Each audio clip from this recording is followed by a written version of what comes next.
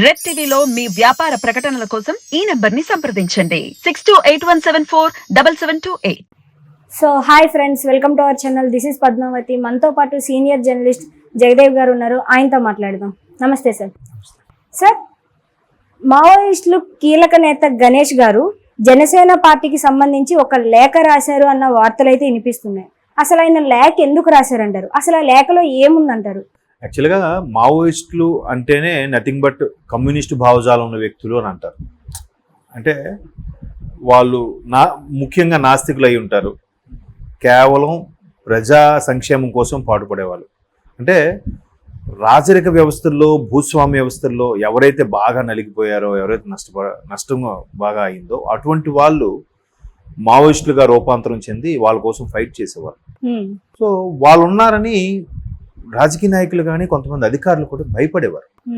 But రాను రాను ఇంకా మరి అది ఎందుకో అంతగా ప్రభావం చూపించట్లేదు. రెండవది, నాయకులకు కానీ అధికారులకు కానీ భయం కూడా ఉండట్లేదు. ఎవరు నచ్చింది వాళ్ళు చేసుకెళ్ళిపోతున్నారు. అయితే మావోయిస్టు గణేష్ అంటే ఆయన గణపతి అంటారు. అతని పేరు లక్ష్మణ్ రావు వెంకట్రావు ఇది సంథింగ్. ఆ పేరు గణపతి, మావోయిస్ట్ గణేష్ అని అంటారు. సో ఆయన ఒక లేఖ రాశారు, బహిరంగ లేఖ. ఏమనంటే, మావోయిస్టు కమ్యూనిస్టు భావజాలం ఉంటుంది, కమ్యూనిస్టు భావజాలము, ఆ భావజాలం పుస్తకాలు ఎక్కువ చదివాను, నేను అది బాగా ప్రభావితం అయ్యాను అని చెప్పుకునే పవన్ కళ్యాణ్ గారు బీజేపీతో పొత్తు పెట్టుకోవడంలో ఉద్దేశం ఏంటి? అంటే ఎటువంటి పరిస్థితుల్లో పెట్టుకున్నా కూడా పవన్ కళ్యాణ్కి ఒక పర్టికులర్ స్టాండ్ లేదు. ఆయన మాట బయట నిలబడే వ్యక్తి కాదు.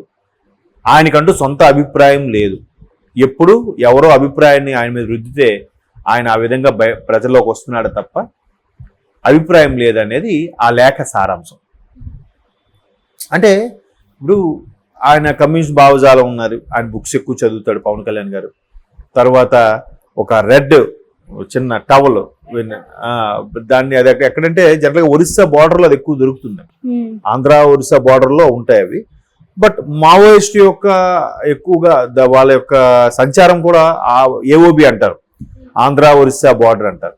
ఆ ఏఓబిలో కూడా ఎక్కువగా ఉంటారు. ప్రతి ఒక్కరు కూడా మనం సినిమాలో కూడా చూస్తుంటాం, వాళ్ళు కాకి బట్టలు వేసుకొని మెడలో ఆ చిన్న గావంచ అంటారు దాన్ని, ఆ టవల్ లాంటిది, అది వేసుకొని తిరగడం. దాన్ని పవన్ కళ్యాణ్ గారు కూడా చాలా సందర్భాలు వేయడం, తర్వాత అది ఫ్యాషన్గా ట్రెండీగా అయిపోయింది. కానీ సో అటువంటి భావజాలం ఉన్న వ్యక్తి బీజేపీతో కలవడం ఎంతవరకు కరెక్టు అనే దాని మీద కూడా విమర్శలు గుప్పిస్తున్నారు. అయితే ఇప్పుడు ఆయన విమర్శలు గుప్పించారు సరే, వీళ్ళు పర్టికులర్గా మావోయిస్టు భావజాలం ఉన్న వాళ్ళు, ఇది రాష్ట్రంలో చాలా అరాచకాలు జరుగుతున్నాయి, చాలా ఇబ్బందులు పరిస్థితులు వస్తున్నాయి, చాలామంది దళితులు కూడా చనిపోయారు. ఈ నేపథ్యంలో అప్పుడేమయ్యారు వీళ్ళు? అప్పుడు ఎందుకు స్పందించలేదు, ఇప్పుడు ఎందుకు స్పందిస్తున్నారు అనేది ఒక ప్రశ్న. అయితే బీజేపీతో పెట్టుకుంటే మావోయిస్టు భావజాలం లేనట్టేనా అంటే చెప్పలేం. ఇప్పుడు ఒక పెద్ద ఆయన చెప్పారు అక్కడ, ఇప్పుడు మావోయిస్టు భావజాలకు సంబంధించి వాళ్ళొక సమావేశం పెట్టుకుంటే అక్కడికి బొట్టు పెట్టుకుని వచ్చిన వాళ్ళు కూడా ఉన్నారు. అటు బొట్టు పెట్టుకుంటే ఆస్తికుడా, బొట్టు లేకపోతేనే నాస్తికుడా? మరి కమ్యూనిజం భావజాలం ఉన్న వాళ్ళందరూ నాస్తికులా? అదొక ఎజెండా, అదొక పద్ధతి, ఆ సిస్టమ్. ఓకే, ప్రజల కోసం పోరాడాలి, ప్రజల తరపున పోరాడాలి, ఏది ఏమైనా మనం ఒక సిస్టమేటిక్గా వెళ్ళాలనేది ఒక ఆ కమ్యూనిస్ట్ భావజాలం తాలూకా ఎజెండా. సో దానికి ప్రస్తుత కాలమాన పరిస్థితులు బట్టి కూడా స్టాండ్ తీసుకోవచ్చు, చేంజ్ అవ్వచ్చు. అందరూ ఏం చెప్తున్నారు, పవన్ కళ్యాణ్ గారు కానీ చంద్రబాబు నాయుడు గారు కానీ 1కి 10 సార్లు వాళ్ళు ఏం చెప్తున్నారు, అవన్నీ చెప్పిన వార్తలు వీళ్ళు చూడట్లేదా? వాళ్ళు ఏం చెప్తున్నారు, బాబు రాష్ట్రం పరిస్థితి బాగలేదు, అన్ని సంక్షేమని దోచిపెడుతున్నారు, ఇచ్చింది 10 రూపాయలు అయితే 90 రూపాయలు దొడ్డిదారి మళ్ళీపోతుంది, లేదా వేరే వాళ్ళకి వెళ్ళిపోతుందని చెప్తున్నారు. మరోవైపు అభివృద్ధి అనేది లేదు, అందరూ పొట్ట చేతి పట్టుకొని పక్క రాష్ట్రాలకు వెళ్తున్నారు. మరోవైపు ఎవరు వాళ్ళ మీద ఏమైనా మా కామెంట్ చేసినా దుయ్యబట్టినా వాళ్ళ మీద పోలీస్ కేసులు పెడుతున్నారు. ఇలా రకరకాలుగా అన్ని రకాలుగా మాట్లాడుతున్న ఈ నేపథ్యంలో అరే రాష్ట్ర పరిస్థితులు బాగాలేవు సరేలే అని చెప్పి ఆయన టైఅప్ అవ్వడం కోసం, ఆయన వాళ్ళతో ఎలాగైనా గద్దె దించాలి, రాష్ట్రం బాగు కోసం ఈయన బీజేపీతోనూ టీడీపీతోనూ పొత్తు పెట్టుకుంటున్నారు.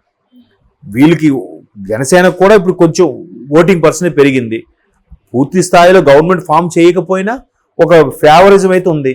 అందుకే ఆయన పూర్తి స్థాయిలో గవర్నమెంట్ ఫామ్ చేయలేము కాబట్టే సరే టీడీపీ లాంటి బలమైన పార్టీతో బాగా అనుభవం ఉన్న పార్టీతో కలిసి నడుద్దామని జనసేన డిసైడ్ అయ్యింది.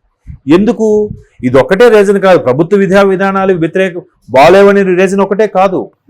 గత 2019 ఎన్నికల్లో తీసుకుంటే ఒక 60 స్థానాల వరకు టీడీపీ జనసేన కలిసి పోటీ చేయకపోవడం వల్ల ఓడిపోయాయి. దానికి లెక్కలు కూడా చాలా మంది విశ్లేషకులు కూడా ఎక్స్ప్లెయిన్ చేశారు.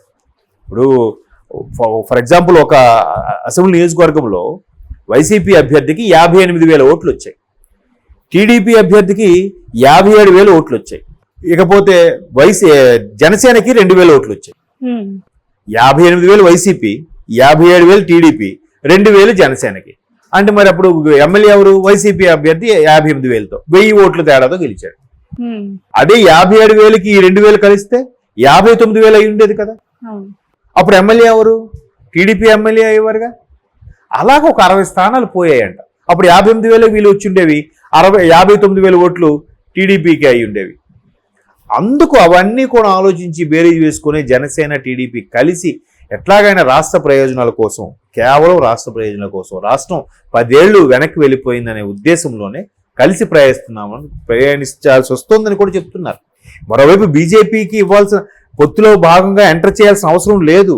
కానీ రేపొద్దున మరలా సెంట్రల్లో బీజేపీ వస్తే, ఇక్కడ రాష్ట్ర పరిస్థితులు బట్టి చూస్తే ఎవ్వరూ చేయడం తప్పు చేసేశారు కాబట్టి మరలా ఆ అప్పును పోడ్చాలి, అభివృద్ధి బాటలో పెట్టాలి, పరుగులు పెట్టించాలి, సంక్షేమ పథకాలు అలాగే ఉంటూనే అందరికీ జీవనోపాధి కల్పించాలి, పథకాలు కంపెనీలు తీసుకురావాలి, డెవలప్ చేయాలంటే సెంట్రల్లో బీజేపీ ఉంటేనే మనకు సపోర్టుగా ఉంటుంది. ఇక్కడ కూడా కలిసి పనిచేస్తేనే బాగుంటుందని టీడీపీ జనసేన కలిసే దాంట్లో సెంట్రల్లో రేపొద్దున సపోర్ట్ అవసరం కూడా బీజేపీ ఉంటుంది కాబట్టి బీజేపీ కూడా దక్షిణ భారతదేశంలో వాళ్ళ యొక్క సత్తా చాటాలంటే మెల్లమెల్లగా ఓట్లు పెంచుకోవాలి, వాళ్ళ సీట్లు పెంచుకోవాలి కాబట్టి టీడీపీ జనసేనతో పొత్తుకు వెళ్తుంది. అది కూడా సింపుల్గా వెళ్ళట్లేదుగా. సుమారుగా ఒక 3-4 నెలల పాటు సెంట్రల్ ఇంటెలిజెన్స్తో సర్వేలు చేయించుకొని డిసైడ్ అయ్యి టీడీపీ జనసేనతో పొత్తు పెట్టుకుంది. అసలు జనసేనకి ఇంకెక్కువ ఇవ్వాలి లోక్సభ స్థానాలు బీజేపీతో పోల్చితే.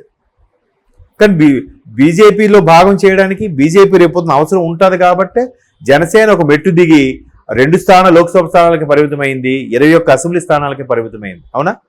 ఆల్రెడీ లిస్ట్ కూడా డిక్లేర్ చేసేసారు. సో ఎన్ని పడుతున్నప్పుడు వీళ్ళు ఇవన్నీ అర్థం చేసుకోకుండా ఇటువంటి వ్యక్తులు లేఖ రాయడం వల్ల ఏమవుతుంది?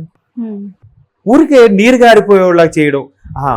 మావోయిస్ట్ బాధురాలు నిజంగా ప్రజల కోసం ఆలోచిస్తారు కదా, వాళ్ళు కూడా ఇలా అన్నారంటే ఇది కరెక్ట్ కాదేమో అనుకోవడం, మళ్ళీ ఓటు చీలిపోవడం, ప్రాబ్లం అవడం, మళ్ళీ ఏమవుతుంది పరిస్థితి? పోనీ ఏ గవర్నమెంట్ అయినా గత గవర్నమెంట్లో ఉన్న వాళ్ళు ఎవరు కొల్లగొట్టారు కదా, గత గవర్నమెంట్ అన్ని కొల్లగొట్టేసి పనిచేస్తున్నారు. అవి అలా ఉంచేసి వీళ్ళు నేమ్ మార్చొచ్చు కదా, మాడిఫై చేయొచ్చు కదా, అదేం చేయట్లేదు. పోనీ వీళ్ళు కొత్తగా కడుతున్నారంటే అది లేదు, ఉన్నది కూలగొట్టడం తప్ప. మరి వాళ్ళు ఏ యాంగిల్లో చూసి ఏ ఉద్దేశంతో ఆ మావోయిస్ట్ గణేష్ గారు అన్నారో కానీ మరి ఆయనకే తెలియాలి. Thank you. సో అదండి, విన్నారు కదా. సో లేఖ వెనకతలు ఉన్న ఉద్దేశం ఏదైనా అప్పటికీ కూడా ఇలాంటి విషయాలు మరి ఎన్నో తెలుసుకునే ప్రయత్నం చేద్దాం. Thank you sir.